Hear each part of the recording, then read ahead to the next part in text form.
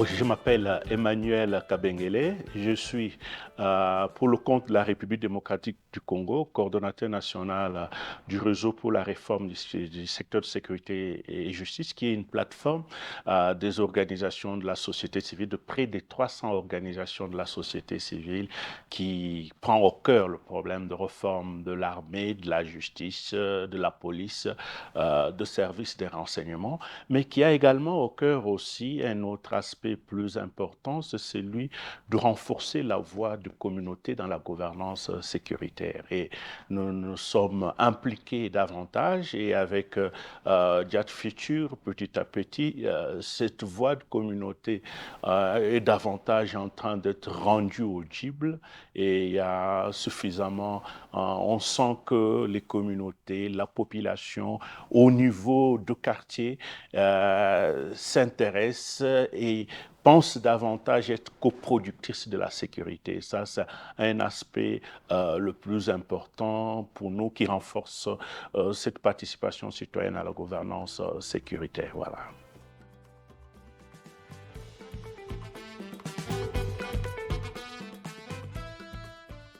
Dans le cadre du projet Jazz Future, nous essayons de renforcer le débat en bas. Nous faisons la promotion en fait un peu du débat public sur des questions de sécurité et justice à travers le bas échelon pour pouvoir promouvoir le forum de quartier où la population discute de problèmes de sécurité, propose des solutions aux problèmes de sécurité. Et déjà, de ces échanges, de ces discussions, ça nourrit le travail au niveau communal à travers les conseils locaux pour la sécurité de proximité qui se met en danse en rapport avec le cahier des charges qui viennent de la population en termes de besoins sécuritaires pour pouvoir statuer et donner cette réponse. Cette interaction-là, le renforcement de cette chaîne, c'est cela qui est soutenu dans le cadre du projet Jazz Future. Mais le projet ne s'arrête pas à cela. Ça, c'est pratiquement au niveau du renforcement de la voix de communauté. Mais le projet essaie d'influencer également le sommet à travers la production des analyses indépendantes.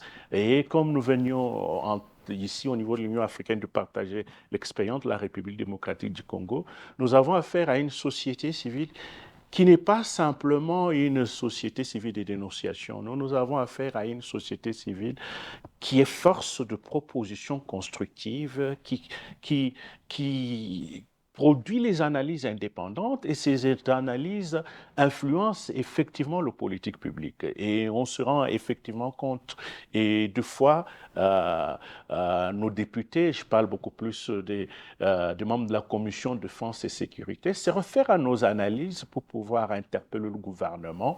Et à des intervalles réguliers, nous avons reçu même de lettres où ils remerciaient de la qualité de telle ou telle autre analyse parce que ça les a amenés à pouvoir demander des comptes à tel ou tel autre aspect. Donc on est une société civile, force de proposition, bien sûr mobilisatrice de l'opinion, par rapport à des questions de plaidoyer, par rapport à des questions de production des analyses indépendantes, par rapport à des questions de réalisation des études, parce que les études, en fait, un peu nourrissent nos actions de plaidoyer. Donc, nous intervenons dans le cadre pratiquement d'influence des politiques publiques nationales, mais on essaie également de renforcer la voix au niveau local pour que cette population qui est au niveau local, ces citoyens qui est au niveau de quartier, participe au débat sur sa communauté, s'intéresse aux questions de sécurité et justice et que ces questions ne deviennent plus de questions taboues. Voilà en fait un peu ce que nous faisons avec l'appui de Jazz Future et puis finalement ça nous amène où nous sommes ici. On est au niveau de l'Union africaine pour partager déjà cette intéressante expérience.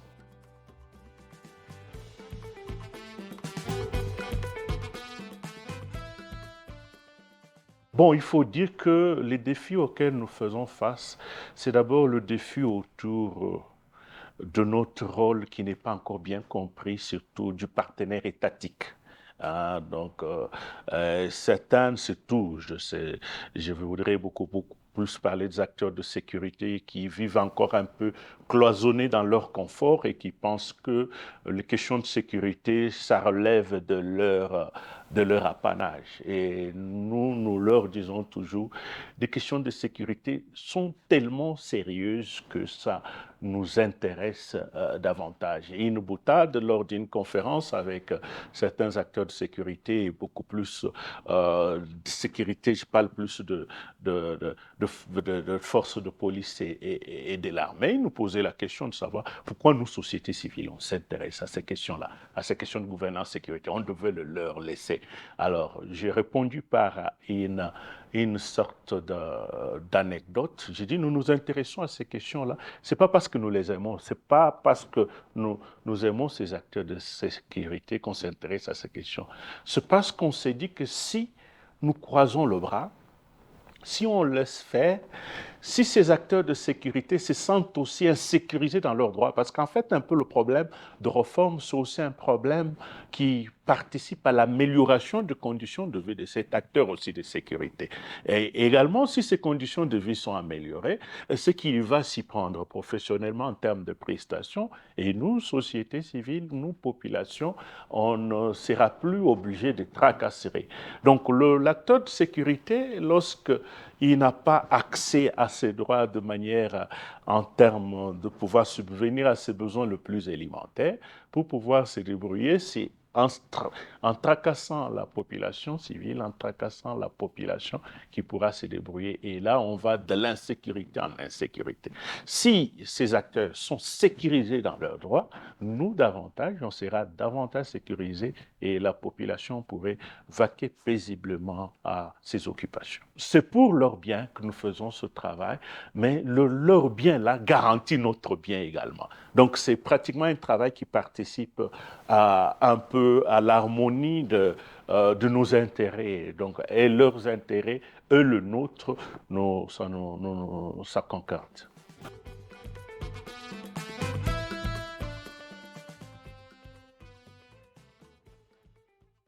Bon, il faut dire qu'en tant qu'acteurs de terrain, nous sentons suffisamment qu'il n'y a pas une vision nationale qui amène tout le monde à penser RSS dans une ligne de conduite bien déterminée.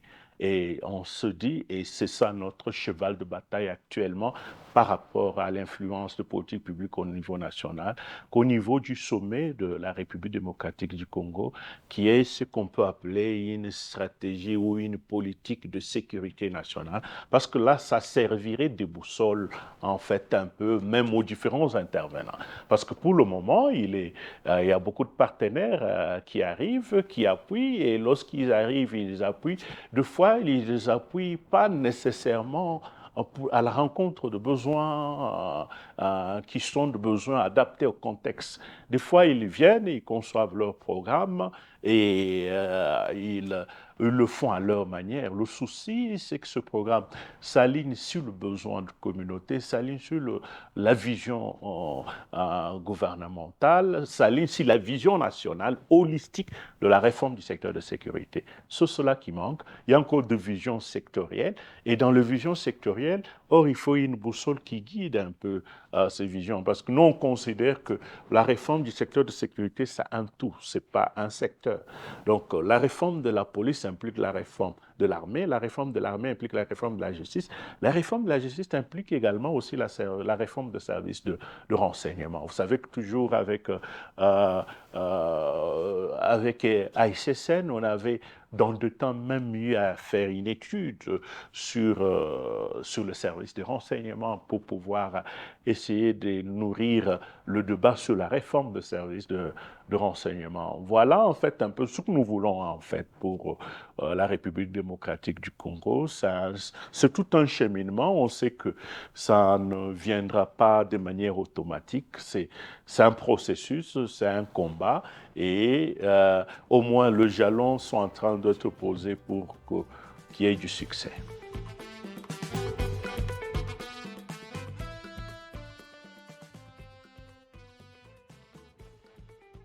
Oui, il est important pour nous d'être là parce que vous savez, au niveau de l'Union africaine, il y a ce cadre-là de l'Union africaine en termes pour la réforme du secteur, de cadre d'orientation en matière de réforme du secteur.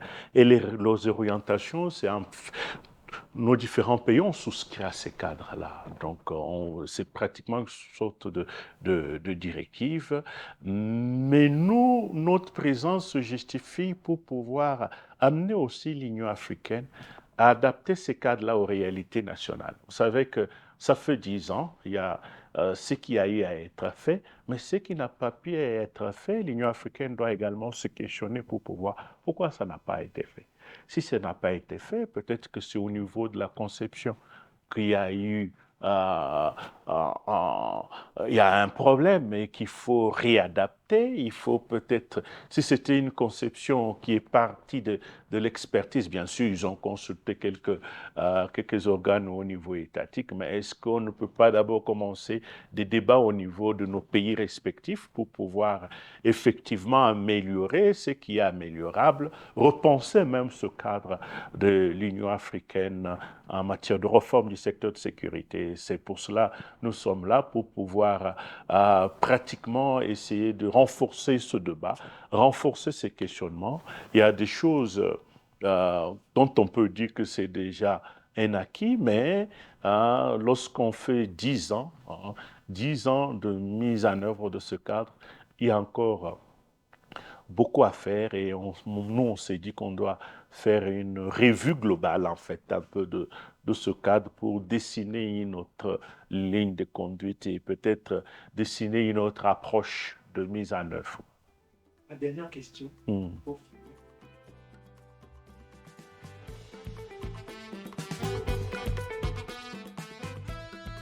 En fait, un peu, c'est vraiment une question très, très capitale parce que nous, on ne fait que rêver pour la RDC. Nous revons d'abord pour la RDC, un pays à l'abri de problèmes sécuritaires le plus récurrent. Je n'ai pas de problème sécuritaire en termes de situation problématique.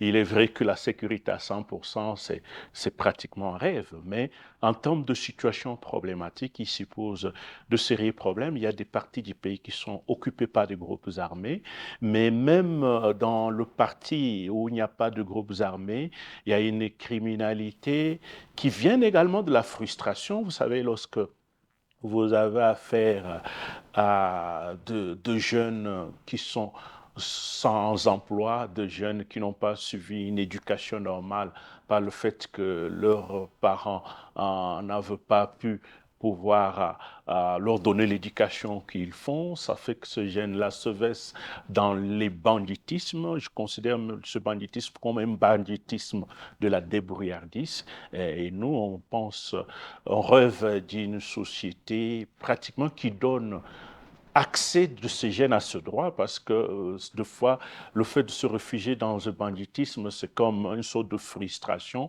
et il faut qu'ils vivent quand même.